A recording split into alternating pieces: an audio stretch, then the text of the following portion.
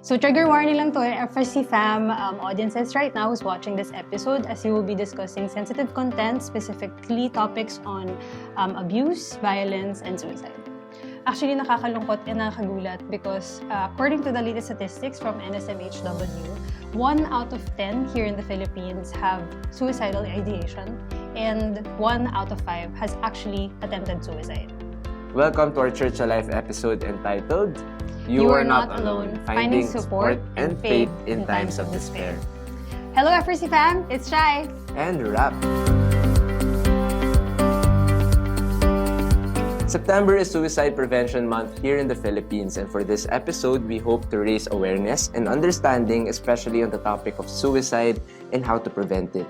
This is not just a national observance, but it's a call for all families, institutions, and schools to gather and accompany our young people who are struggling in this area. Gusto ko lamang po i-mention kaagad, actually FRC fam, if you are struggling in this area, we are providing hotlines that you can contact right here in our screen and throughout our episode.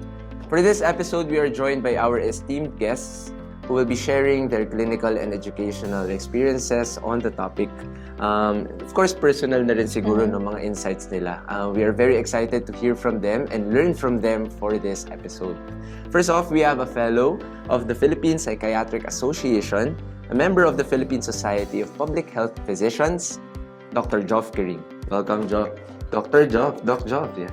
Hello, maraming salamat. And of course, we have a catechist of 8 years from the Archdiocese of Manila and a college professor of 17 years from College of the Holy Spirit, Manila. Wow, very Manilenya ang ating guest ngayon. She's also a part-time professor from the Deaf Department College of St. Benilde and a facilitator of the Office of Women and Gender Concerns. Let's welcome Ms. Jen Pilote. Welcome, Ms. Jen. Welcome, Thank you for Ms. inviting Jen. me here. Very esteemed nga ang ating guest for this episode because we hope to really shed light on a topic that's not often talked about, Yes, but very. actually is often talked about. But very You understand? important. Oo. Yes. Parang stigma Oo. topic siya, Yes, basically. and I think very in line siya with yun nga sa September Suicide Prevention Month. So let's go to Dr. Joff. Dr. Joff, I think this is a very common knowledge already. Everybody knows about it, but I think we can shed more light on the background of where it comes from. Maybe you can also shed some light on those signs. How do we identify it? Where does it come from? Thank you very much for this opportunity to talk about this topic. Suicide is a very important, but in many circles, taboo topic. Yes. And that's why we have this celebration, so we can normalize conversations about a very important phenomenon. So when you talk about suicide, there could be different motivations why one would want to do it. But in many cases, it could just be the tip of the iceberg. And it could be a symptom of a deeper issue, usually a problem, and even a mental health condition. And there are mental health conditions that would present with suicide as a symptom. And when we talk about suicide, there could be ideations first, there could be an attempt, and of course, there could also be completed suicides. And when we talk about suicide, usually when they report it in the news, for example, they're a matter of great concern. But siguro gusto ko lang banggitin, and I think for our lay people, to understand even more that not all suicidal thoughts are actually equated to what we call signs of self-harm. Okay. No? Kasi yung iba may nakikita, oy parang may mga sugat ka dyan. O may ginagawa sila na ikakapahamak nila, o bawa, sabi nila, inuuntog, for example, yung ulo sa pader, naglalaslas. Magandang tanong kasi kung yung nakikita ba natin ay automatic signs of suicidal ideations. Kasi hindi automatic actually yon. May iba na may ginagawa sila para saktan yung sarili nila, or we call this self-harm behavior, but they're coming from a different place or motivation. Some of them would want to release their emotions, some of them would want to be heard, or they would want to feel something so that they would feel alive, in fact. And that's for self-harm, Doc. That's for self-harm. Okay. But it's important to note that some would really have suicidal thoughts. And suicidal thoughts can be passive. So, yung sana mamatay na ako, sana kunin na ako ni Lord, sana masagasaan ako. Yung ganong level na. But I won't do anything Yeah. To to myself. Yes. Medyo pa-joke pa nga yan Oo. madalas sa mga... Or minsan out of anger, Oo. parang sana may mangyari sa akin para Oo, ma-realize mo oo, or oo. something. But we differentiate it from the more active ones. Yung active ones, ito yung mga meron na talagang Action. plano. Mhm. Sabi, ito gagawin ko, pinaghandaan ko na, yung iba nagre-research pa. Yes. And, yun, How to do it. and now, because of, the easy access in the Information. internet of information, napakadelikado kasi napakadali, no? Parang, what's the most Yeah. lethal thing? May mga ganun pang hinahanap sila. Pag umabot tayo sa ganun, ibig sabihin, seryoso talaga yun, no? And then, of course, there could be attempts, and some of these attempts may not lead to necessarily death, but clear yon kapag may attempt na, that increases the danger. So, Dr. Of, in that sense, although there is a clear difference diba, between self-harm and suicide, not all self-harm could lead to suicide. Yes, but Yes. siguro, but it's important to pay attention to both. That's why it's important to clarify, and hopefully the person will be able to clarify, and we will not judge Yes. or label something for the person, di ba? Kasi minsan ganun, nag-conclude na tayo, gusto mo magpakamatay, di ba? Yeah. Pero baka hindi naman eh. Yeah. Oo. Mas magandang malaman, matanong, ano ba yung mga naiisip? And of course, some people can have both. Some people can have episodes na self-harm lang, pero may episodes minsan o may times na mas iniisip talaga nila mawala na. And they could be triggered because of, life events, perhaps. Siguro one thing that I also want to emphasize, though, is that there could also be some medical conditions that can predispose one to have mood problems. And mood problems, especially depression, as well as anxiety, could push someone to think about these things. Na kung wala silang mood problem, kung walang anxiety, walang depression, hindi naman siguro nila maiisip talaga yon kahit na may problema. Yeah. Pero dahil meron na silang clinical condition, then they can think more about these things. Mas prone sila. Malinaw bang nakikita sa isang tao kapag meron siyang suicidal thoughts? May ganong clear sign ba? Siguro pinakauna kapag may mga sinasabi na sila o diretsyong may kinalaman sa kamatayan o death, di ba? Pag sinabi nila, ay, gusto ko na mamatay. We don't take anything for granted. Parang kahit pa sabihin pa joke yan or babawiin na, hindi naman, wala naman. Ano na yun warning sign na agad yun. So ba't ka nagja-joke tungkol doon, di ba? So baka may pinanggagalingan. Of course, there could also be things like, ano ba yung mga pinopost nila sa social media? O yung mga ganon. Baka dark talaga yung themes or obvious, yung iba, obvious may death talaga yung themes, no? Siguro farther, to a greater degree, yung mga iba talaga nagpapaalam na. Oo, minsan may mga ano na sila, suicide notes, no?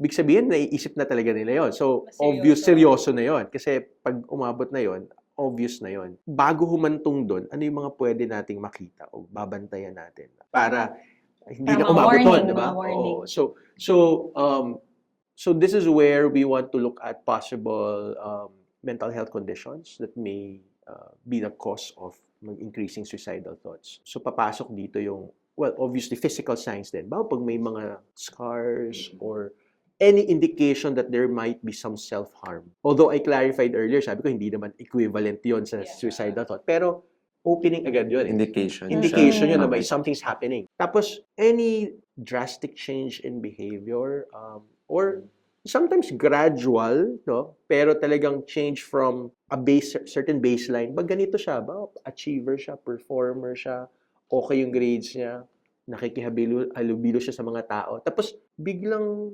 nagbago and you don't have a clear explanation for that.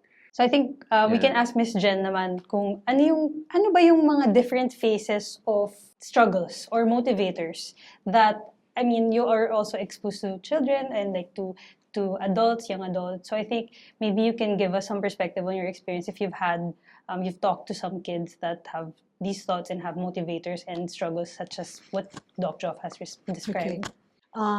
Based on sa mga nakausap ko, mga estudyante, meron silang commonality eh. They are not that good enough in the eyes of their parents or their peers. So no matter what they do, baliwala sila. And so they go into some sort of depression, and then they try to, reach out to their classmates.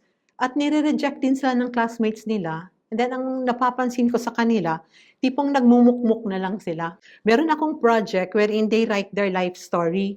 So may mga guide questions ako. At dito ko nakikita na makikita mo sa kanila gaano sila ka-depress. So lumalabas yun, problem nila with the family, with the brother, with the sister, or even with the school. Kung lalaki ka, kailangan macho ka, gwapo ka. Sabi nila, paano ako? Hindi ako gwapo, hindi ako maganda, hindi ako sexy. So they go into some sort of depression. At na-notice ko sa kanila, especially the girls, mga cutters. And then napapansin namin, nagkulay red na lang yung kanilang uniform kasi long sleeve sila. And then I would talk to them. Sabi ko, anong problema ninyo? Ay, wala. And then sabi, isusumbong mo kami sa parents namin eh. Why will I tell your parents about that? Sabi niya, hindi kasi papagalitan lang kami. Yung ganun ba? Mas lalong lalala daw yung problem. And so I talk to them, I listen to them, and I don't make any comment. Kasi ayaw nila yung i-interrupt mo sila, and then you blame them, or you, anong tawag dito, you say something, or you judge them. Yan ang ayaw nila. And then sometimes also, lumalabas sila doon sa, pinapagawa ko sila ng maskara. Okay. Yeah, and then there was this girl, na gumawa siya ng maskara niya, it was so bloodied. As in, nakakatakot Very talaga. dark. Opo. Yeah, as in, grotesque talaga siya. Tapos sabi ko, itong babaeng ito, mukhang malalim yung ano niya, yung sugat niya. And then I try to, approach her, ganyan. I try to make friends. And then, dumidistansya siya. And then when I gave her my comment about her mask, sabi ko, there is a deep woundedness in you. Maybe you can share with me. Yun, bumigay na siya. Then there was one time, naabutan ko sila mga 10 o'clock, mga dormitorians yan ang curfew nila is 8 o'clock. Pero they were there outside 10 o'clock. Sabi ko, bakit kayo nandyan? Tapos sabi ng isa, Miss Jen, huwag mo kaming pagalitan ha. Sabi ko, bakit? Kasi we were planning to do group. Tapos sabi ko, why? Group of friends po sila. Yeah, group of friends. Nashock ako doon, pero sabi ko, so I told them my story. Sabi ko, life is not like that. There's so much beauty in life. Ano naman masasabi niyo, Doc, sa daming questions? Pero, I think it's a lot of case-to-case also kasi, di ba? When we talk about suicide, there's a lot of factors, especially kung iba-ibang tao yung pinag-usapan. Pero isa lang pumasok sa isip ko din is usually, pag nakakarinig tayo ng balita ng suicide, ang binabanggit ng mga tao, parang gulat sila lahat. Na parang wala namang sign at all na parang papahantong yung taong yun sa suicide. Hindi naman sila magsasabi. Hindi naman sila nagpapakita ng symptoms na papaalam or may behavioral change. Meron ganun, and that's very unfortunate, diba? Kasi nakakagulat talaga, hindi mo alam kung saan nagmula. Pero, if you're going to do a review of the life of that person, most of the time, you'd probably see some subtle signs na baka hindi natin napansin lang. So yung the little things, like sinabi natin na, may parang nagbago. Parang dati engaged siya sa music, sa sports, suddenly hindi na. Yeah. Pwede hindi mo isipin suicide agad, diba? Kasi baka may bago lang interest. Tapos biglang yung kinakausap ng friend siya, ngayon nag-isolate na siya. So mga ganong kaliit na bagay. At pag hindi natin na agapan yon at pag yung coping mechanism or coping styles ng tao ay hindi rin ganun kalakas siguro, no? Pwedeng humantong na bumigay siya. Sinasabi natin na hindi niya kayanin, lalo kung ipinagdadaan ang problema. Sa mga kabataan, for example, academics is a very... It's the world. Parang a very big factor. Yes. Exam season. Yung paglabasan ng grades. Alam mo, alam mo, competitive yung tao, yung bata, lalo na sa panahon na yun, mas intense. Also, parang, pwede mo sabihin na, okay, wala ka nakikita ng signs, pero baka may gano'n. May merong posibilidad pala. Lalo na kung halimbawa may signs na tayo ng mental health problems to begin with. No? Mas babantayan mo talaga yun. Of course, there could also be some family history involved or at play. And yung sabi ko kanina, medical problems. Kasi yung ibang mga tao, mas vulnerable sila just because of their biology and Mm-mm. genes So and factor talaga may yun. factor din yun or Madami talaga. minsan may although syempre hindi lang naman yon at siguro kaklaruhin natin hindi porket may family history kayo automatic yon. Mm-mm. Hindi naman kasi the environment in fact plays a bigger role no in shaping one's Nature mental health versus no. nature, no? Yeah. Oo. So, tapos yung medical problems, like iba may hormonal problems, ang iba may thyroid problems. Minsan nag-prone sila sa depression o may mga iba, pag hindi na bigyan ng attention yon napaka-negative pala ng mga iniisip nila. Magugulat tayo, but kasi Yeah. sinusubukan nilang kayanin. Yeah. And the thing is, yung karamihan sa mga biglang na lang mag-a-attempt na from out of nowhere, they have some resources in themselves that they try to kind of utilize, no? But then, if they don't have other people around them to support them, like, may nakakausap na sila talaga tungkol sa mga deeper thoughts nila. Yeah. Kapag wala yun, at may hangganan din kasi yung ibang mga strategies natin eh. Oo. At walang nakakaalam na iba, na ay, ito na pala yung mga naiisip. Mahirap yun. So, Yes. Kumbaga, talk show, parang marami siyang phases eh. Iba-iba talaga siya, different realities, different situations. Kumbaga, maraming factors, di ba? At sabi ni Doc kanina, na yung iba pa nga, nakalatag na yan. Kung imagine na, sumulat na siya sa kanyang mga friends. Dear classmates, so and so, ganyan. I want my balloons to be red. No, red, color blue. Should be color blue, ganito yung music, tapos ganito yung picture, tapos ano pa yung, naka-PowerPoint pa yung picture ng kanyang yung during the wake ba? Pero ano yun yung tawag nito, cremation, cremated siya. Tapos ito yung ipalabas ninyo.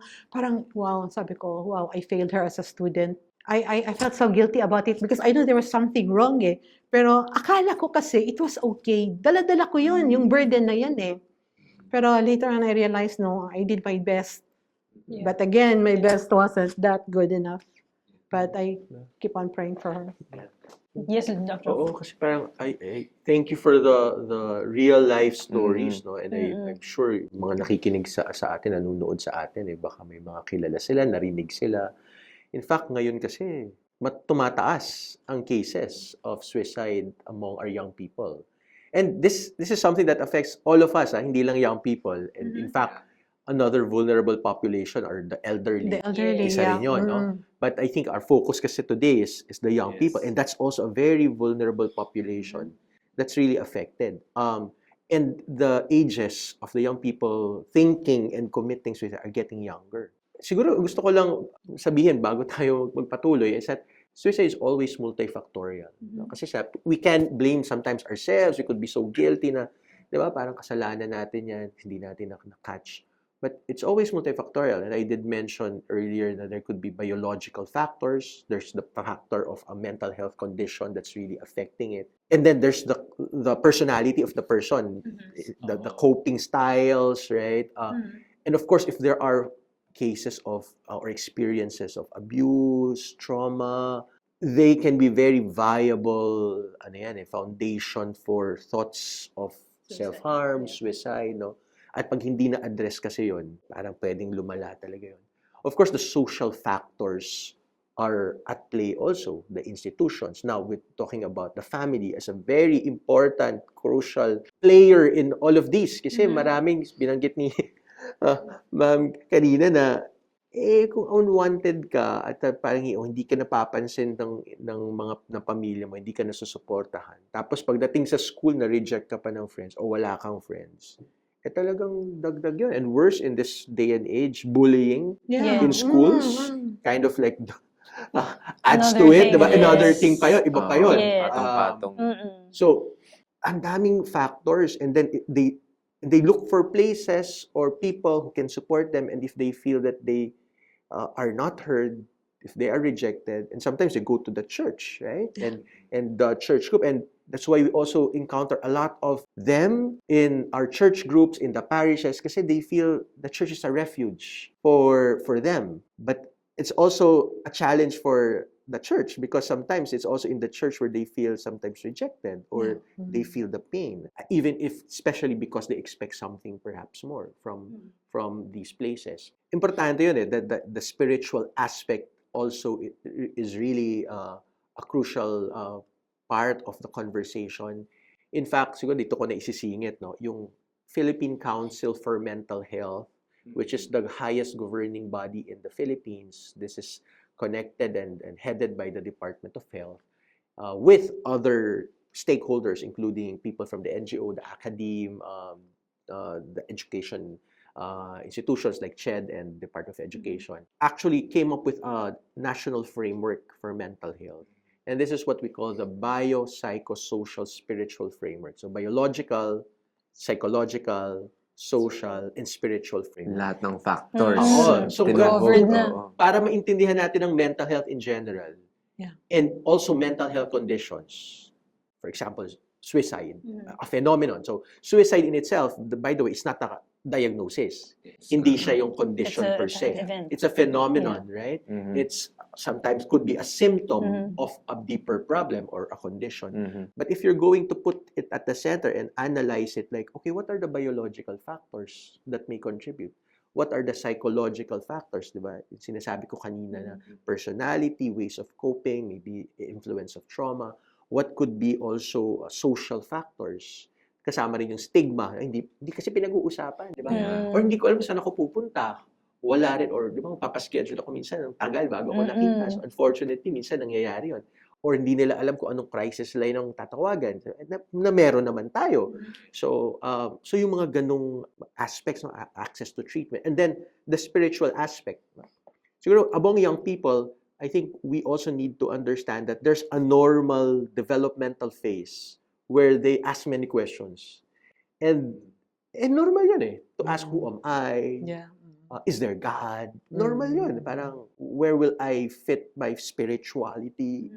And how do I fit into society? And all of these things about belonging, acceptance, those are crucial issues of a young person. And so we don't want to pathologize anything immediately, no? Kaya minsan po yung sinasabi nyo, may mga iba na nagsasama-sama sila. Yes. Yung sabi nyo, may grupo sila, may Grupo session sila. sila. Friends Oh, yeah, sila. yeah. Hindi ko na alam kung naabutan nyo to, pero may face kasi na parang sabi, emo culture. Yes, I was Yeah, gonna yeah, point yeah, out. yeah. Naging Oo. parang uso. Uso like- yun, lahat kami Side nakaitim, back, side lahat back. kami may certain, way of doing things. And nauso yung, sige, magka-cut kami. Yeah. Not necessarily because they wanted Yes. to kill themselves, but it became part of the culture of Yeah. belongingness. Yeah. And because they found some kind of acceptance. Uy, pare-pareho tayo. Ganito yung Mm. pinagdadaanan. Mm-mm. And so it's a need. But of course, we want to draw the line. Kasi sandali lang.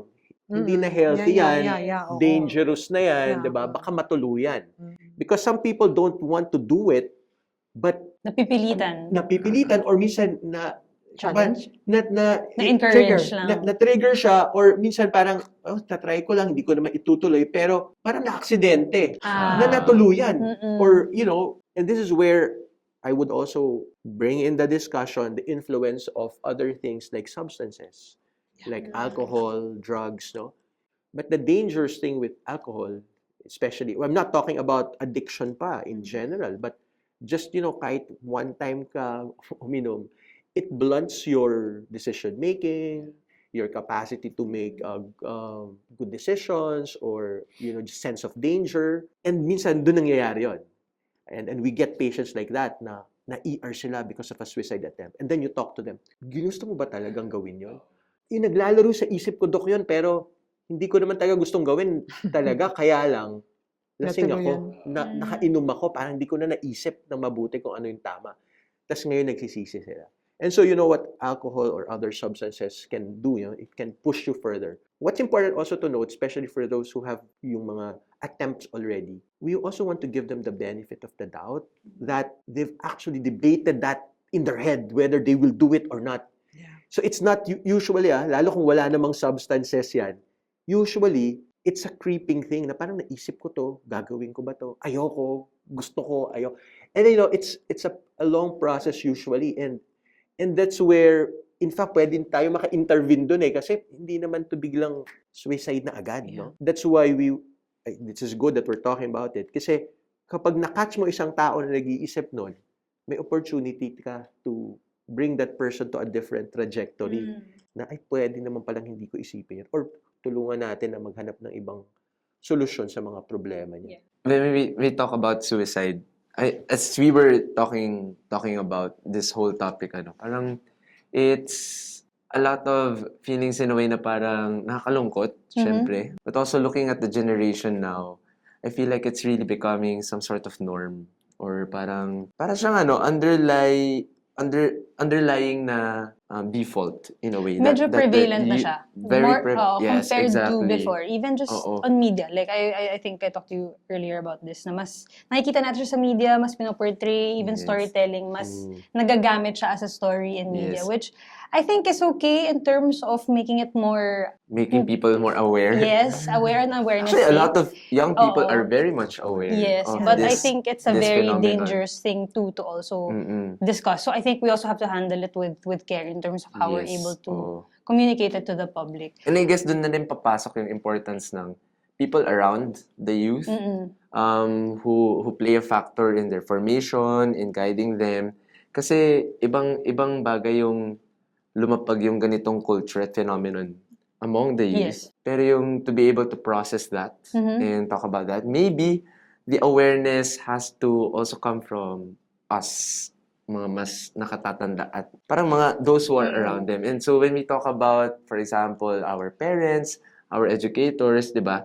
Minsan, ang hurt pa nga ng mga bata is yun nga, precisely the examples that Miss Jen presented, no, na parang, hindi, magagalit lang yung mga magulang ko. Hindi ako papansinin ni ganito, ganyan. So that kind of blocks any help that can come from those institutions. And so yung matatanong ko actually, Miss Jen, is ikaw, from your experience as an educator and working with young people who have clear experiences on this, what's been helpful for you to be able to help out and reach out and accompany these young people? Di ba may kasabihan tayo, it takes a thief to catch a thief? Well, I'm not saying I'm a thief, pero long time ago in Bethlehem, long time ago, I experienced that actually twice. Nagkaroon kami ng misunderstanding ng mom ko to the extent I ran away from home. Target ko was to go up to Baguio. And then, I ended up in Abra. And then, in Abra, meron akong friend doon, I met an accident, motorcycle accident. Wala akong kausap. And then, I was there for 1 month. Tapos yung mga tao doon, instead of, giving me the consolation, oy, gagaling ka, or what sabi nila, ay, merong case ganyan, hindi na nakatayo, nagiging lumpo na siya, ganyan-ganyan. Tapos, ano ba yan? Mas sayang parang yung sapatos ko na nasira kaysa yung sa aking paa. And so, I went into a depression. Sabi ko, if I'm able to walk, I'm going to commit suicide. Yun nasa isip ko. Doon pupunta ako sa Abra River, magpakalunod ako. Ang saving factor ko doon was a military man. No strings attached, pero yung concern ba niya na, uy, ang layo naman ng ang layo ng pinanggalingan mo, itong nangyari sa'yo. And he made me, at home. And then he made me realize na there is life. If something happens to your feet, if you cannot walk, there is still something there's still something good about life. I mattered. And then another one, I went into a depression again. And then I went up to Baguio and I was thinking, sige, I will commit suicide. Bakit sa Baguio? I wanted to let it appear like an accident. Pero ang saving grace ko again doon was another catechist. She saw me, sabi niya, saan ka pupunta? Sabi ko, sa Baguio. Sabi niya, bakit ka pupunta? Wala lang, magpa-cool off lang ako. Anong problema mo? Sabi ko, wala. And she just had her breast operation, mga 2 days pa lang. And then when I went up on the bus, mga 5 minutes before departure, nagulat ako, umakyat siya. Sinundan pala niya ako.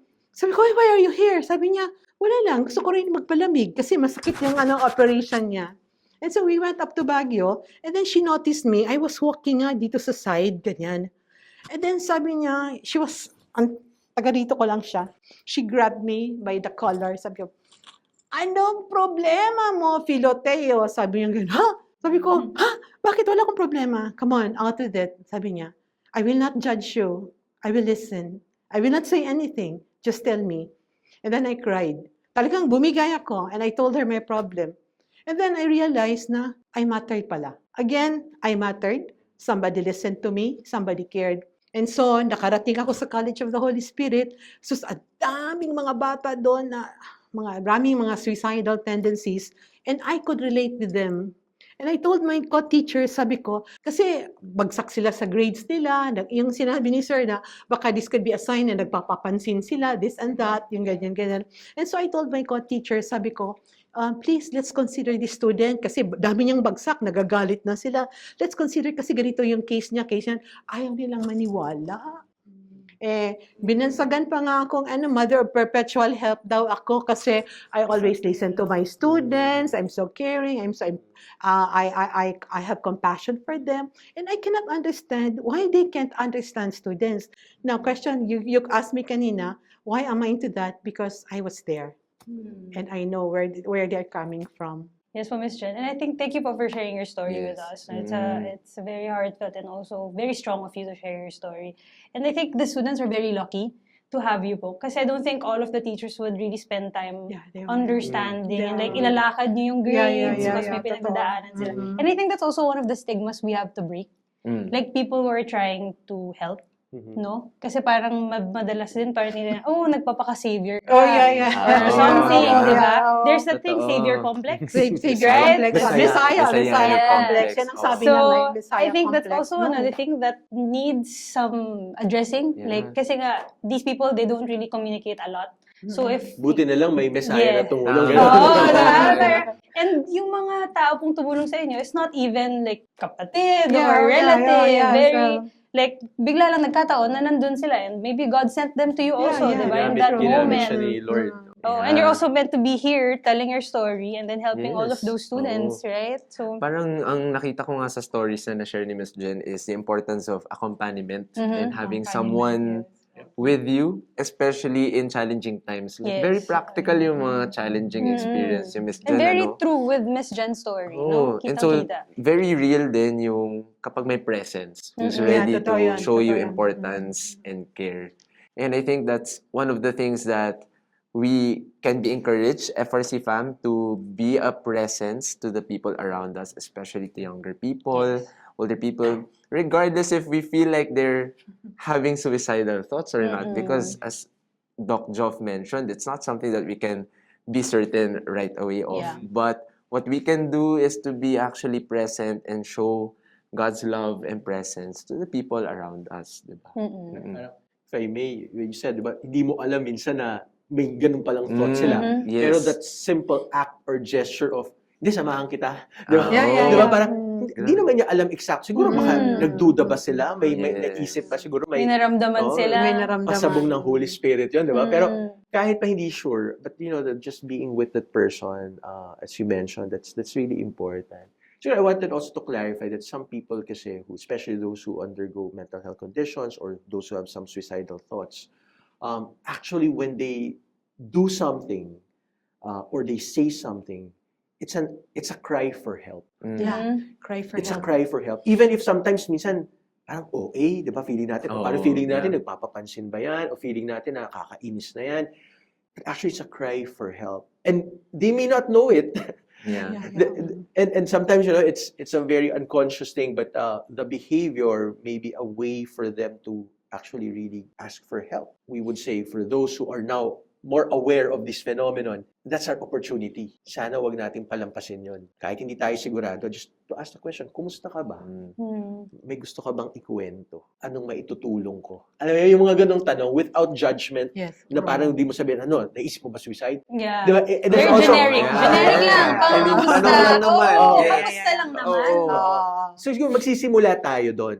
Kasi sa iba, parang pag ang dating, parang inatake sila, parang may accusation agad. Yes. And Pero- judgment. And judgment, right? Pero kapag nag-open up sila, it's actually important for us to also straight ask the question, no? Parang, may sumasagi ba talaga sa isip mo na minsan saktan sarili mo?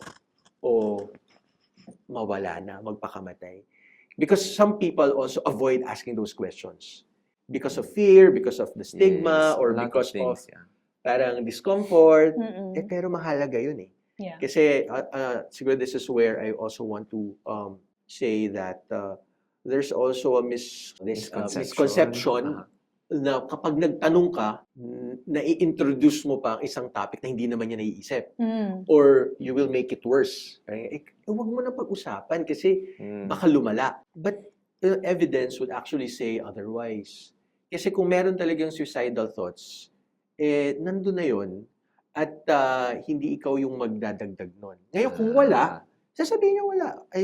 And Rap mentioned something very important earlier, that our young people nowadays, because they're hyper-aware, in fact, kahit hindi natin sasabihin, alam nila yan, nasa internet yan eh. At baka yung iba sa kanila, iniisip talaga yun. And yung iba na hindi naman nag-isip, then if you ask them, they will say no. Okay, then you give them the benefit of the doubt.